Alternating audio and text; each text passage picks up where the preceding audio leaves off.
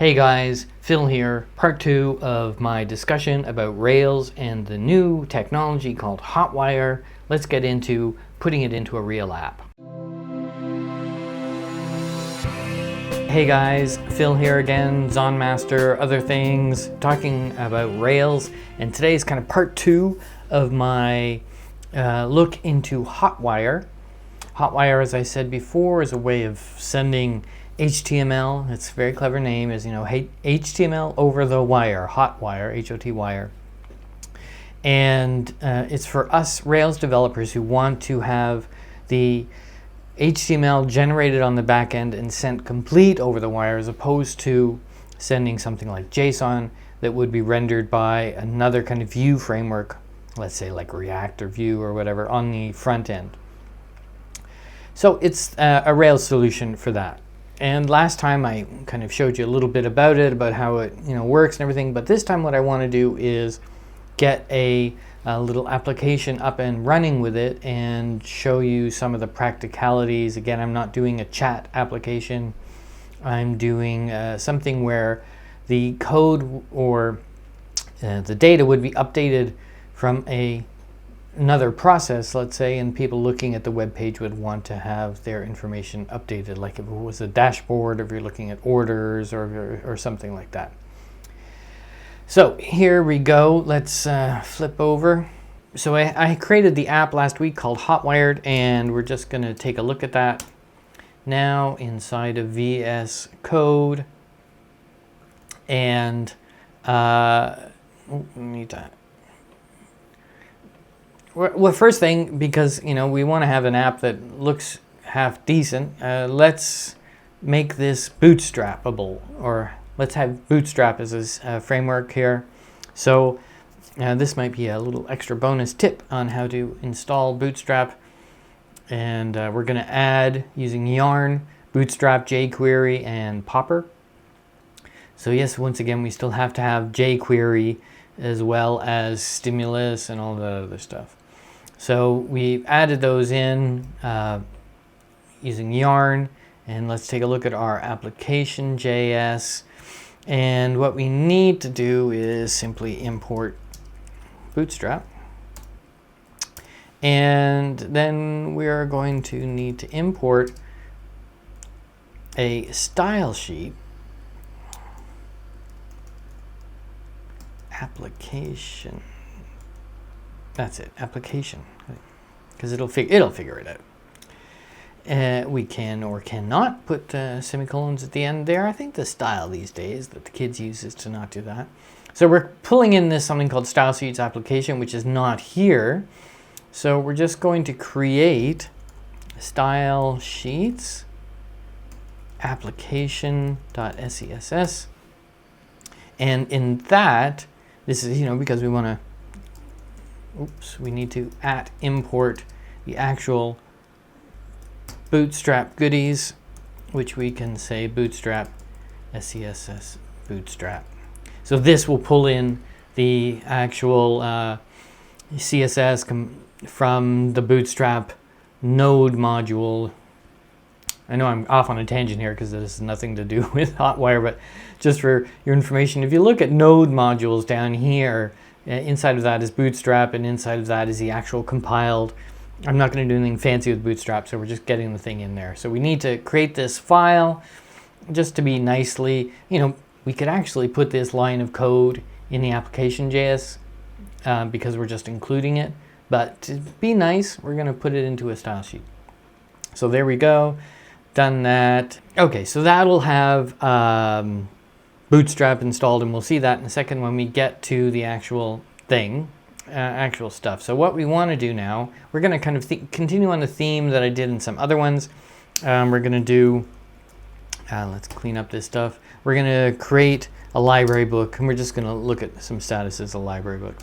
So we'll do it the easy way. Let's just scaffold a library book with a title, similar to what I did in some of the other videos, a title, a status, a description, a status date of a date time, and maybe we'll do some internal info using that active record store thing. Text, done that. Generate it. Migrate it. Okay, and if we fire up a Rails server, and let's put a root in here of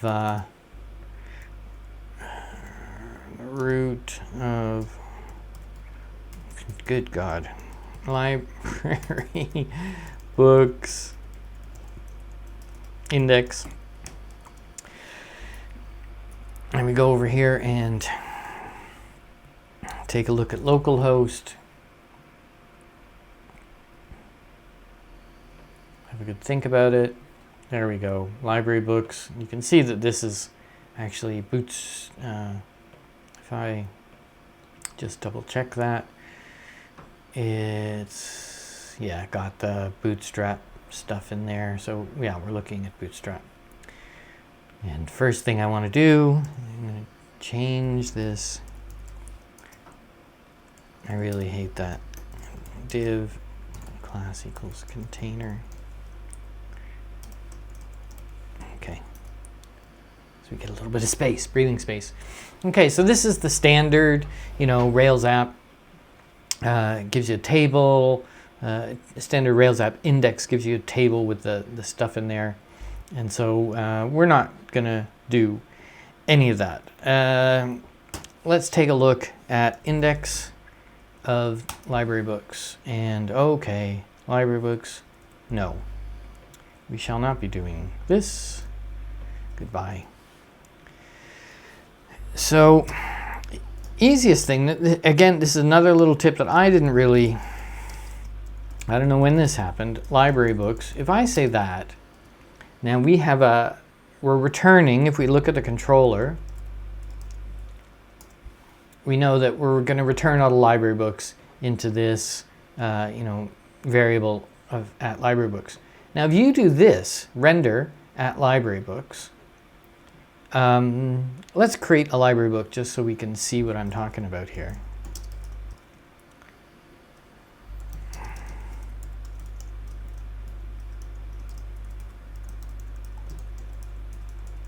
Create, and then we'll do a title of Cloud Atlas, and we'll do a status of on the shelf.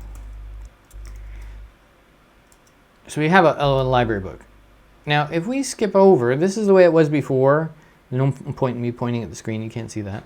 That it was doing the table. I've gotten rid of the table. Now, if I refresh this, and I've said this render at library books, the interesting thing is, it's going to say it's missing this partial.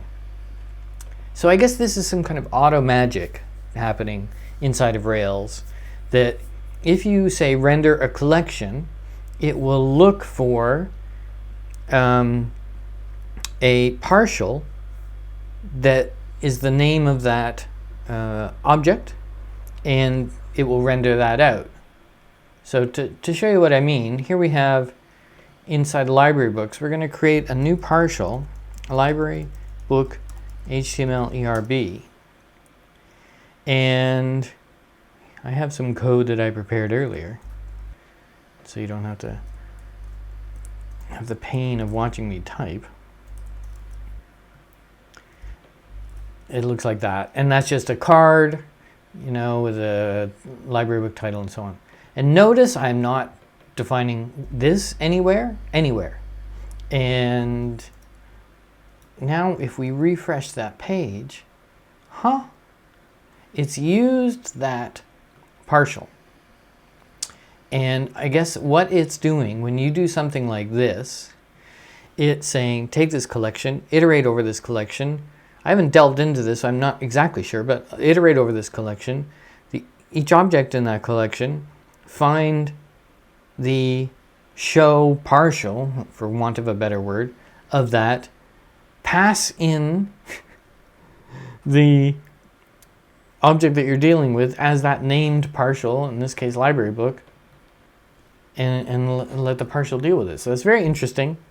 As I said before last week, Hotwire requires a lot of partials. This is one of the reasons why. So okay, we've got this. Now this is just straight Rails. It has nothing to do with Hotwire. at all. So let's look at the model, which of course is absolutely naked, and we can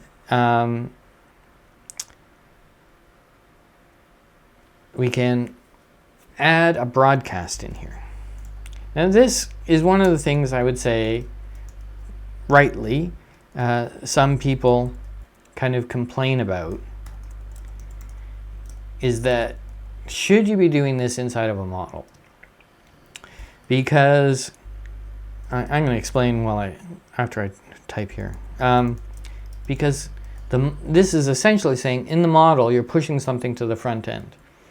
Now the argument could be that this is not necessarily pushing to the front end. It's just informing the world that this object has changed. So that's the first thing we're going to do, is broadcast this. So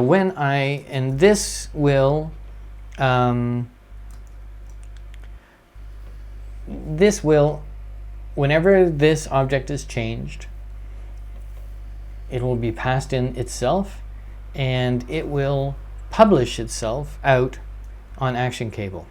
So this is an action cable thing. So if we reload this and we add another book,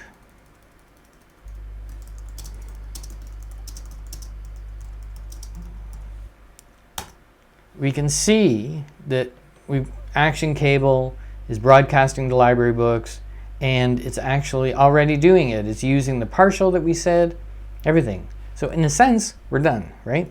Except it's not on the front end, because the front end isn't listening to anything yet.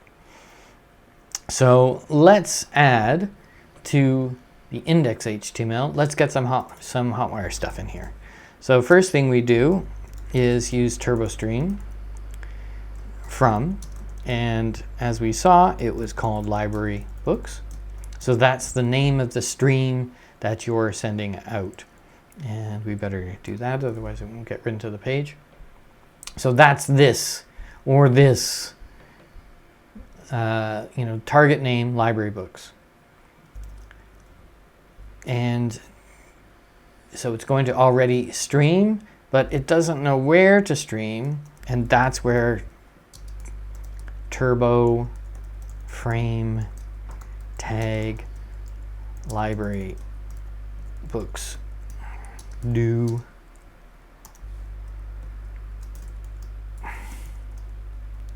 Don't need that. End.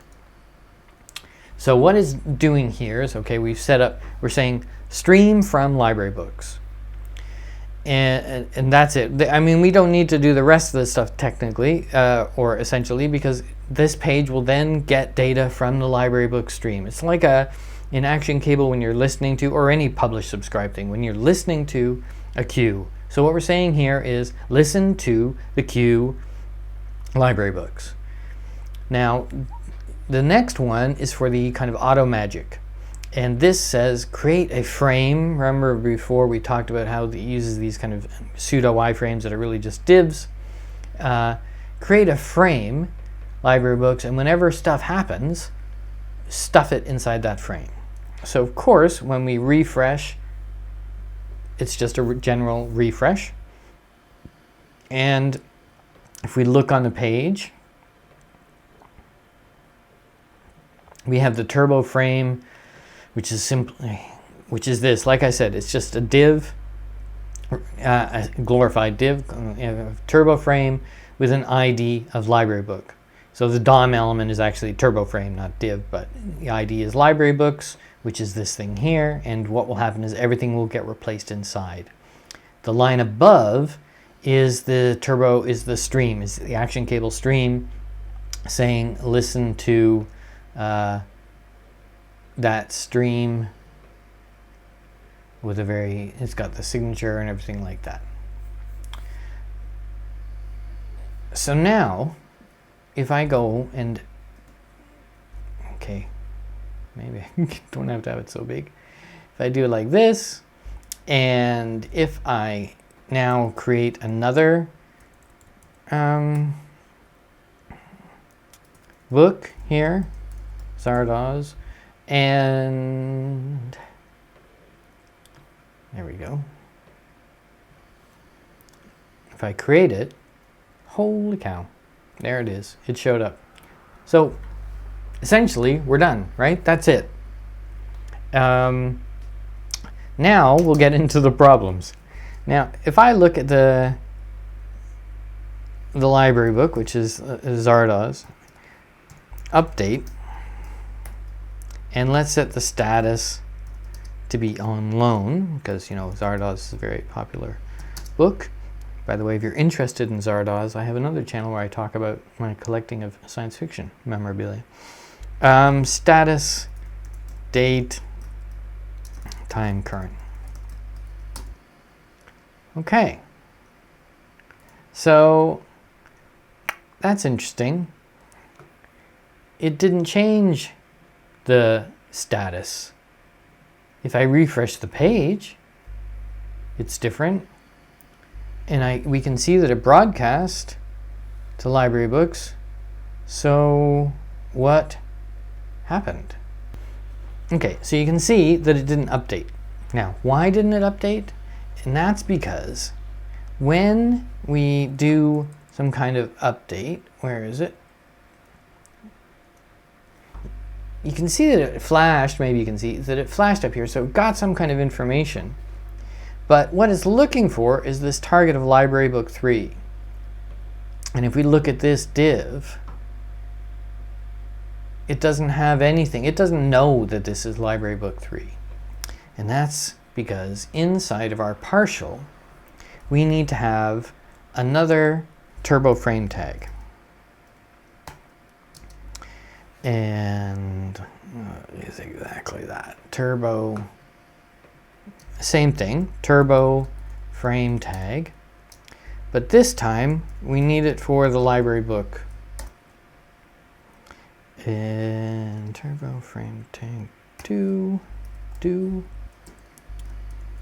and now if we refresh the page, we can now see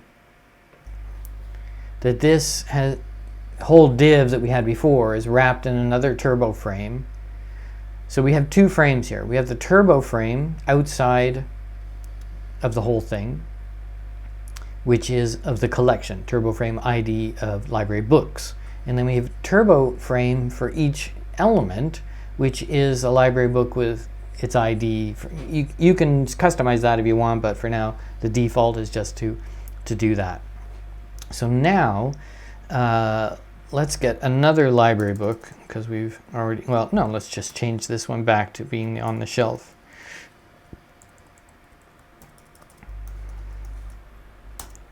Now it updates dynamically. And then if I change it, now it updates dynamically. And if I add another library book,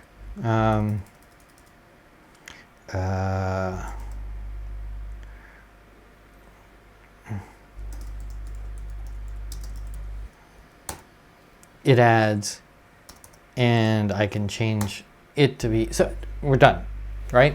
That's it. With the single line here in library book, it pushes out all changes. Let's just check. I think I had an issue with this not deleting, but that could have been me. Library book destroy. It's gone. So yeah. So this single line pushes out. Now, as you may have seen, this adds to the bottom of the list. So a new one comes to the bottom. You can change that. So by doing this, like inserts by, by using a prepend, right? It defaults to append, so it gets at the bottom. So this will do it the other way. It'll put the thing at the top. If you want me to prove it, I'll prove it. Let's create another one. Oh, I deleted Watership down, so let's create another one. There, it's at the top. So you can change the way that that insert happens just by doing that. So if you look at it, look at the things we had to change. Okay, didn't have to add root really. So just these 4 files Actually, no, because we didn't change anything in control. So we changed these 3 files from what was generated by Rails. In the index, we said, listen to the stream. We added a frame tag so that it knew where to stuff from the stream. And in the display, we put a frame tag around just so we can say this is the thing that we're dealing with here individually. And in the object, we added a single line that says when stuff happens, tell the world about it. That's all you need to do. Now, for some bonus tips here, if we want to change this to some kind of show method, right? So which is, you would do like that normally. And then it would say, okay, you can, yeah, the order changed because I'm not sorting in order. So we say, okay, here's the show method. Let's show this. So I click on it, and it was, what does it do? It changes. It doesn't work at all. And that's because, like I said before, these kind of turbo frame tags are kind of like iframes in that the world happens inside of it. This is a flaw, in my opinion. So when you need to, if you need to do that, you need to have, what is it? Data.